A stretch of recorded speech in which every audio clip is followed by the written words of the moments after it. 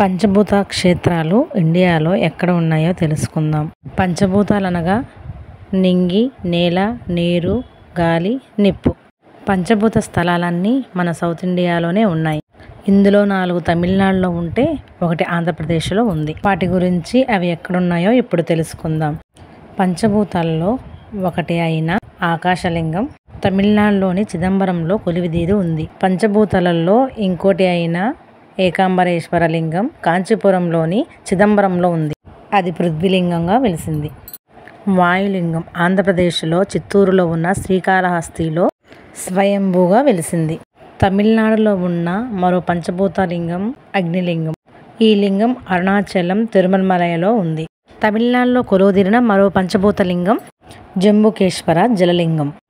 ఎంతమంది ఈ 5 పంచభూత క్షేత్రాలని దర్శనం చేసుకున్నారో కామెంట్ రూపంలో తెలియజేయండి.